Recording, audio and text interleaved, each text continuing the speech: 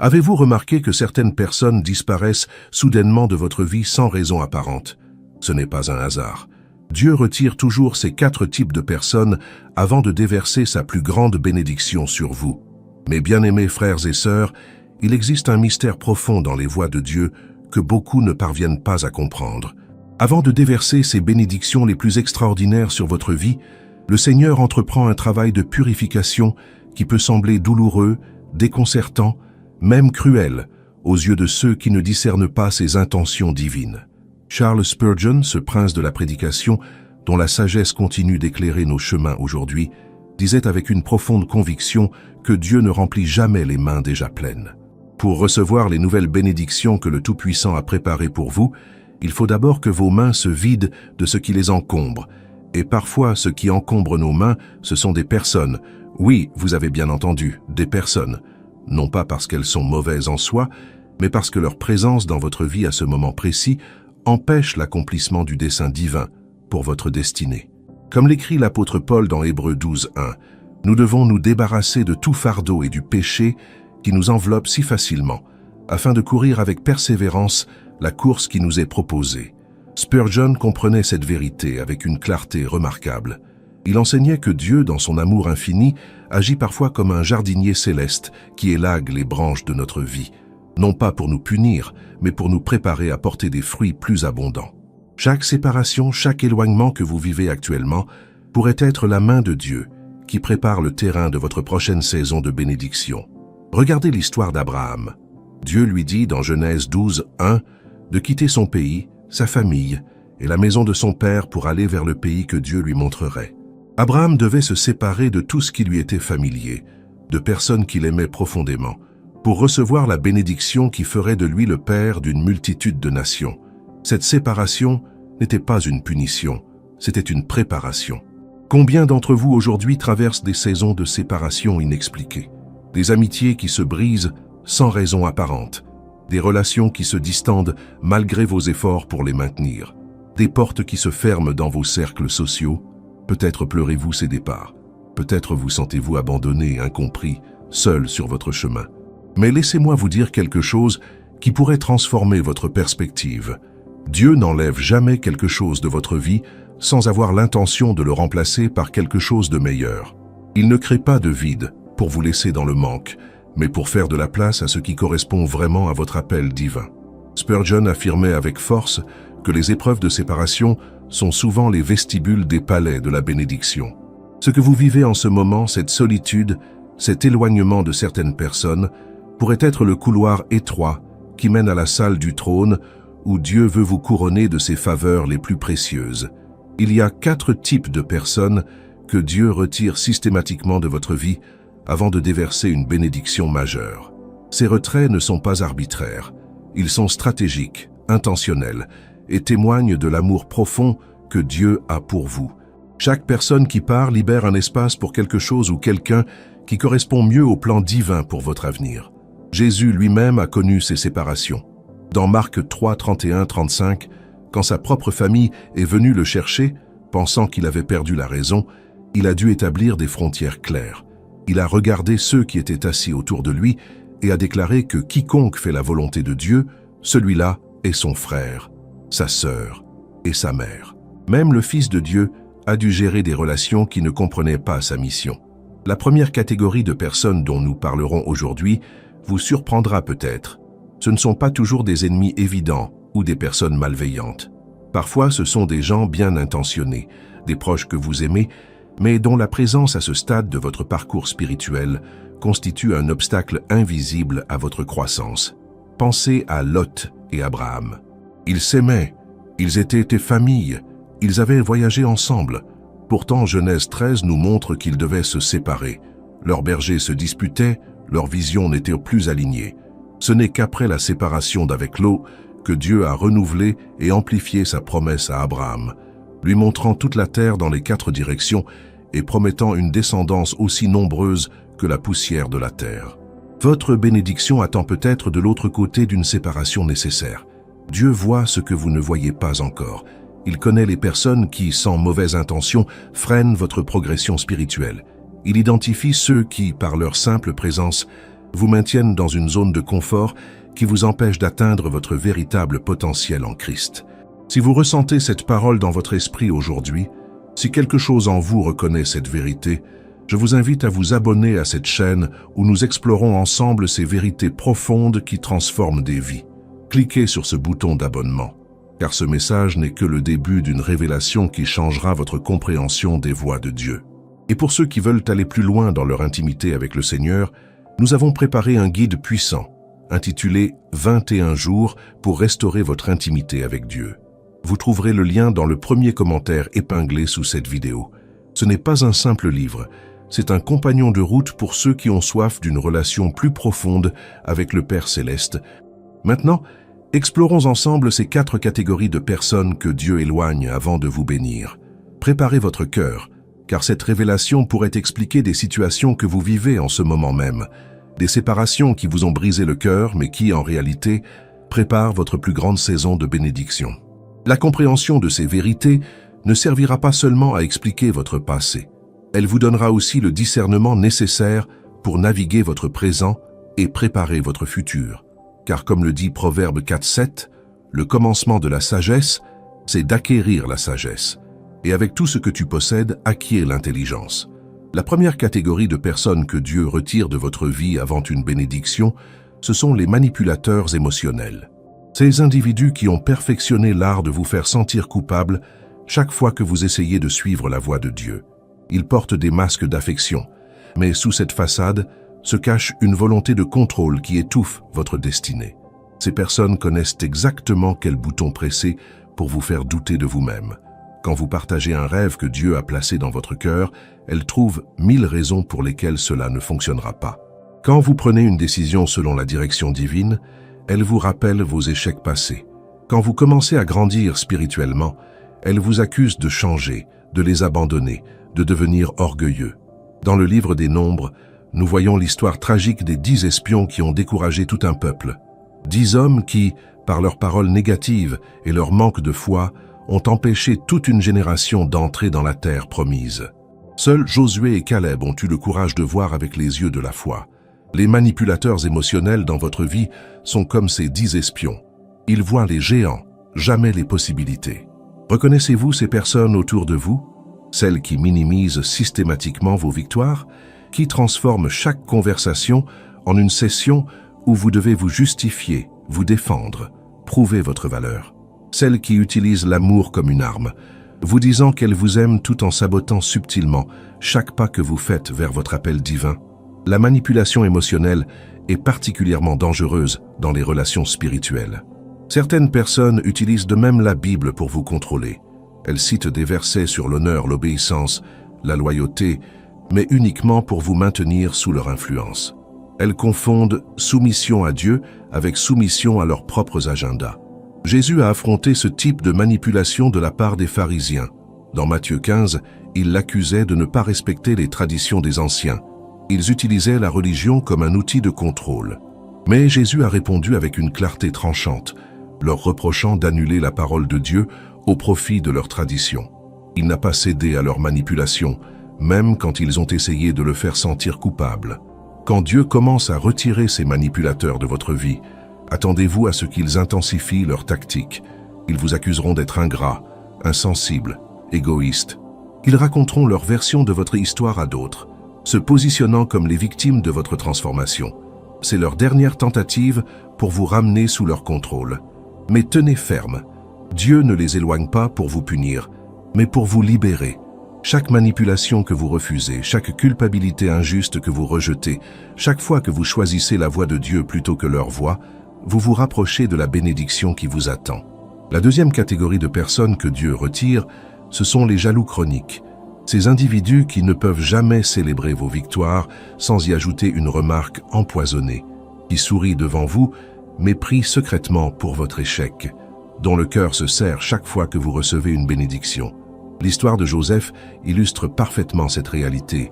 Ses propres frères, consumés par la jalousie, l'ont vendu comme esclave. Genèse 37 nous montre comment leurs cœurs se sont remplis de haine quand leur père montrait de l'affection particulière à Joseph. Quand Joseph partageait ses rêves divins, au lieu de se réjouir, il complotait sa perte. La jalousie est un poison qui détruit non seulement celui qui la porte, mais aussi ceux qui l'entourent. Les personnes jalouses dans votre vie ne peuvent pas supporter que Dieu vous favorise. Elles comparent constamment, mesurent toujours, évaluent sans cesse. Votre succès devient leur torture personnelle. Votre bonheur leur rappel douloureux de ce qu'elles n'ont pas. Ces personnes peuvent être très proches de vous, des amis d'enfance, des membres de votre famille, même des frères et sœurs dans la foi. La proximité rend leur jalousie encore plus dommageable. Elles connaissent vos faiblesses, vos insécurités, vos peurs. Et dans leurs moments de jalousie, elles n'hésitent pas à les utiliser contre vous. Regardez comment le roi Saül a traité David. Dans 1 Samuel 18, quand les femmes chantaient que Saül avait tué ses milliers et David ses dizaines de milliers, la jalousie est entrée dans le cœur de Saül comme un démon. À partir de ce jour, il a cherché à tuer David, l'homme qu'il avait fidèlement servi, qui avait apaisé ses tourments avec sa musique, qui avait combattu Goliath pour la gloire d'Israël. La jalousie transforme les alliés en ennemis. Elle fait voir des menaces là où il n'y en a pas. Elle interprète chaque geste comme une provocation, chaque bénédiction comme une injustice. Les jaloux chroniques dans votre vie créent des drames constants, initient des conflits inutiles, sèment la discorde dans vos relations. Quand Dieu commence à les éloigner, vous remarquerez peut-être qu'ils se retirent d'eux-mêmes. Ils ne supportent plus d'être témoins de votre croissance. Ou bien Dieu les expose, révélant leur vrai caractère à travers des situations qui manifestent leur jalousie au grand jour. Cela peut être douloureux, surtout quand ce sont des personnes en qui vous aviez confiance. Mais comprenez ceci, leur jalousie n'est pas votre responsabilité. Vous n'avez pas à diminuer votre lumière pour que d'autres se sentent plus confortables dans leur obscurité. Vous n'avez pas à refuser les bénédictions de Dieu pour apaiser l'insécurité d'autrui. Votre appel est de marcher dans tout ce que Dieu a préparé pour vous, sans culpabilité, sans excuse. Proverbe 27:4 nous dit que la colère est cruelle et la fureur impétueuse. Mais qui peut résister à la jalousie? La jalousie est présentée comme plus dangereuse que la colère même. C'est une force destructrice qui ne connaît pas de limites. Dieu vous protège en éloignant ces personnes avant qu'elles ne causent des dommages irréparables à votre destinée. Après le départ des jaloux, vous respirerez mieux. Vous sentirez une légèreté nouvelle. Vous pourrez célébrer vos victoires sans retenue, partager vos joies sans crainte, avancer dans votre appel sans regarder constamment par-dessus votre épaule. Cet espace que leur départ crée est nécessaire pour la bénédiction qui arrive. Une bénédiction tellement grande qu'elle ne pourrait coexister avec leur présence toxique. La troisième catégorie de personnes que Dieu retire de votre vie, ce sont les distracteurs permanents. Ces individus qui, sans nécessairement avoir de mauvaises intentions, vous détournent constamment de votre objectif principal. Ils remplissent votre temps de futilité, votre esprit de bavardages inutiles, votre agenda de rendez-vous qui ne portent aucun fruit éternel. Ces personnes sont souvent agréables, amusantes même. Elles ne vous attaquent pas ouvertement comme les manipulateurs. Elles ne vous envient pas comme les jaloux. Mais leur présence constante crée un bruit qui vous empêche d'entendre la voix de Dieu clairement. Elles consument votre énergie, monopolisent votre attention, fragmentent votre concentration. Dans l'évangile de Luc chapitre 10, nous découvrons l'histoire de Marthe et Marie. Marthe était distraite par les nombreuses tâches du service, tandis que Marie était assise aux pieds de Jésus, écoutant sa parole. Quand Marthe s'est plainte, Jésus a répondu qu'une seule chose était nécessaire et que Marie avait choisi la bonne part. La distraction, même dans des activités apparemment bonnes, peut nous faire manquer l'essentiel. Combien de fois avez-vous eu l'intention de prier, mais quelqu'un vous a appelé pour parler de choses insignifiantes pendant des heures? Combien de projets divins sont restés inachevés parce que certaines personnes réclamaient constamment votre temps pour des urgences qui n'en étaient pas vraiment? Combien de moments d'intimité avec Dieu ont été sacrifiés sur l'autel de relations qui demandent tout mais n'apportent rien? Les distracteurs permanents ont souvent des crises perpétuelles. Chaque jour apporte un nouveau drame qui nécessite votre intervention immédiate. Ils vous appellent à toute heure, ignorant vos limites. Ils transforment chaque petite difficulté en catastrophe qui requiert votre conseil, votre temps, votre énergie émotionnelle. Vous devenez leur solution à tout, leur thérapeute gratuit, leur conseiller permanent. Le problème n'est pas qu'ils ont des besoins, nous en avons tous. Le problème est qu'ils refusent de grandir, de prendre leurs propres responsabilités, de chercher Dieu pour eux-mêmes. Ils préfèrent s'appuyer sur vous plutôt que sur le Seigneur. Et pendant que vous portez leur fardeau, vous négligez votre propre appel, votre propre croissance, votre propre relation avec Dieu. Paul écrit dans Galates 6:2 de porter les fardeaux les uns des autres, accomplissant ainsi la loi de Christ. Mais quelques versets plus loin, au verset 5, il dit que chacun portera sa propre charge. Il y a une différence entre aider quelqu'un dans une épreuve temporaire et devenir le support permanent de quelqu'un qui refuse de marcher par lui-même. Jésus lui-même établissait des limites. Dans Marc 1, après une journée intense de guérison et de miracles, il s'est retiré tôt le matin dans un lieu désert pour prier. Quand ses disciples l'ont trouvé et lui ont dit que tout le monde le cherchait, il n'est pas retourné vers les foules. Il a dit qu'il devait aller prêcher ailleurs, car c'était pour cela qu'il était venu. Si Jésus établissait des priorités et des limites, ne devons-nous pas faire de même?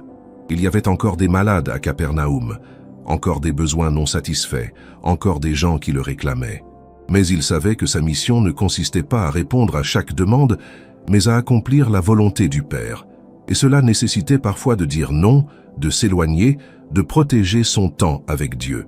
Quand Dieu retire les distracteurs permanents de votre vie, vous découvrirez soudainement que vous avez du temps pour prier, pour étudier la parole, pour développer les dons que Dieu vous a donnés, du temps pour cette entreprise que le Saint-Esprit a mise dans votre cœur, du temps pour servir là où Dieu vous appelle vraiment, pas là où les gens vous réclament par habitude.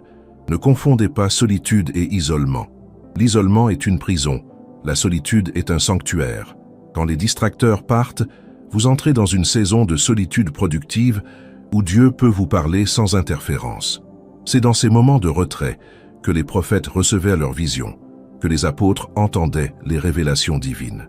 Moïse a passé 40 ans dans le désert avant que Dieu ne l'appelle au buisson ardent. Ces années n'étaient pas perdues, elles étaient nécessaires. Dieu le séparait des distractions de l'Égypte, de l'agitation de la cour de Pharaon, du bruit de son ancienne vie. Dans le silence du désert, avec seulement les moutons et sa belle famille, Dieu préparait le libérateur d'Israël.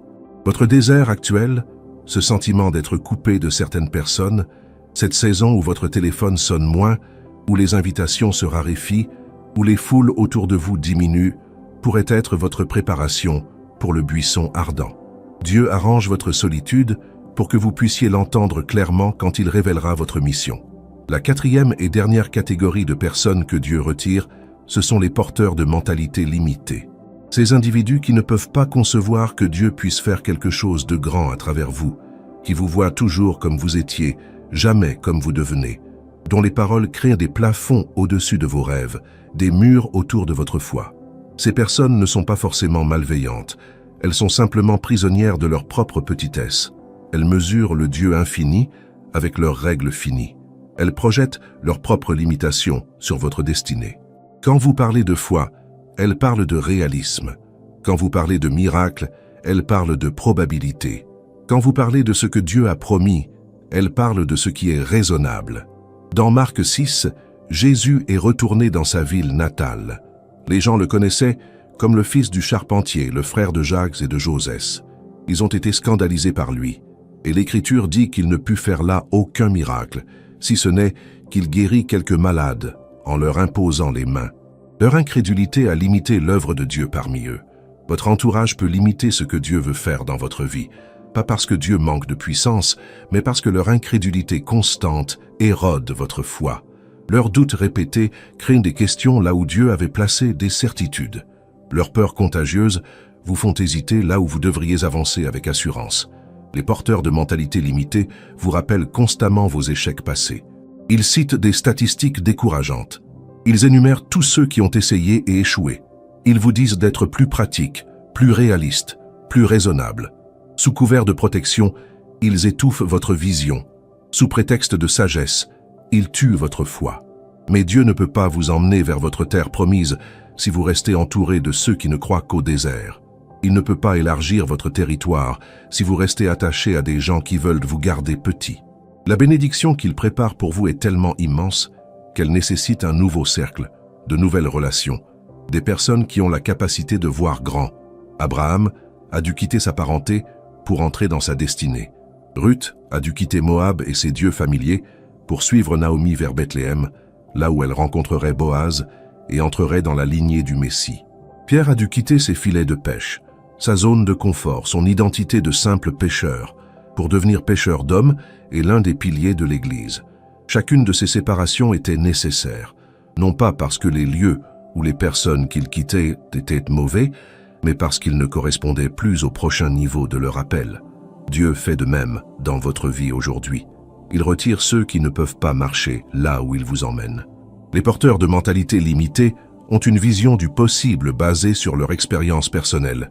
Si eux n'ont jamais vu Dieu faire quelque chose, ils concluent que c'est impossible. Si quelque chose n'existe pas dans leur monde restreint, cela ne peut pas exister dans le vôtre. Ils mesurent votre avenir avec le maître de leur passé. Mais écoutez bien ceci, votre Dieu est le Dieu de l'impossible. Jérémie 32, 27 nous rappelle que le Seigneur demande s'il y a quelque chose de trop difficile pour lui. La réponse est non. Absolument rien n'est impossible à Dieu. Mais pour marcher dans cette dimension de foi, vous devez vous séparer de ceux qui ne connaissent que le royaume du possible humain. Quand Dieu a appelé Gédéon à délivrer Israël, il était en train de battre du blé dans un pressoir, se cachant des Madianites. L'ange du Seigneur l'a appelé « vaillant héros ». Gédéon a répondu en énumérant toutes les raisons pour lesquelles c'était impossible. Sa tribu était la plus faible, il était le plus petit dans sa famille, il voyait ses limitations, Dieu voyait son potentiel. Si Gédéon était resté entouré de ceux qui partageaient sa vision limitée de lui-même, il ne serait jamais devenu le libérateur d'Israël.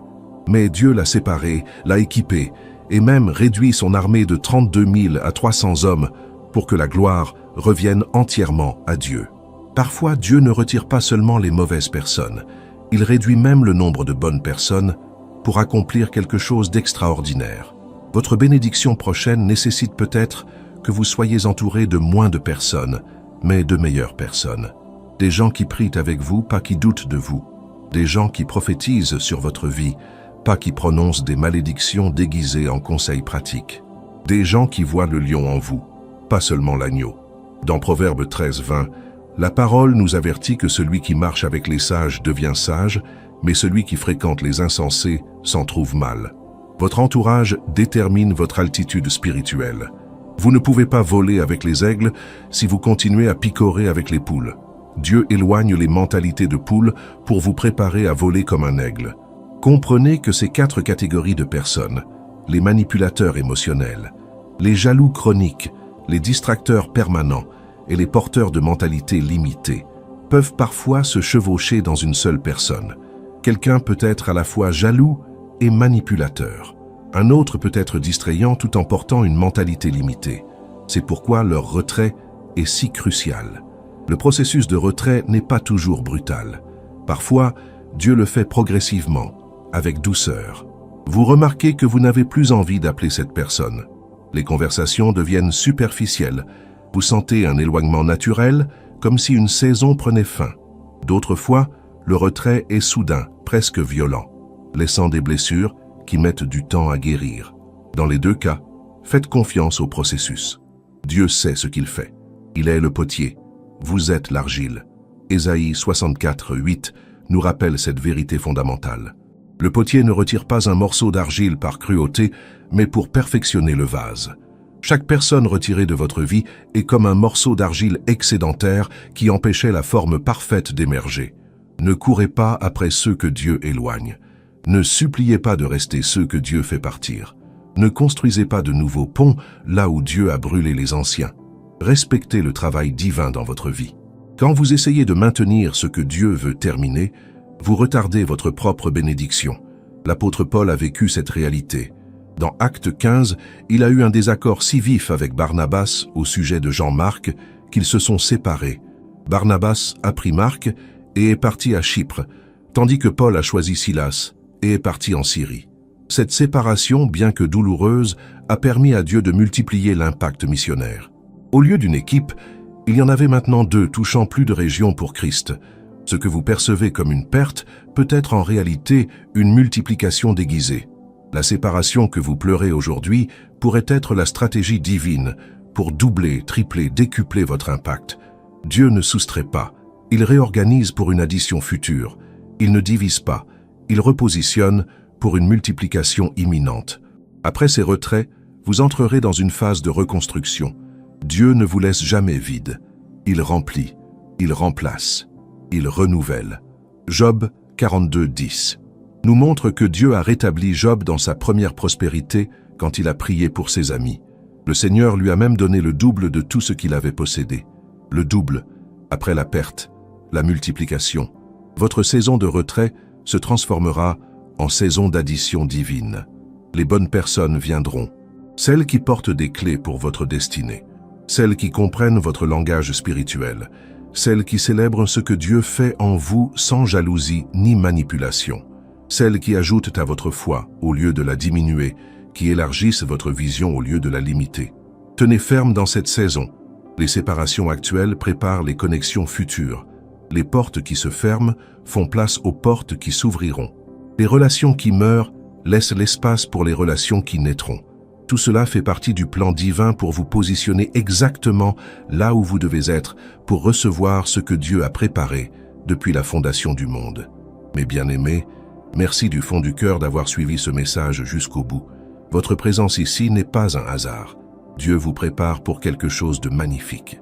Si cette parole a touché votre esprit, abonnez-vous à cette chaîne, activez la cloche de notification pour ne manquer aucun message qui fortifiera votre foi.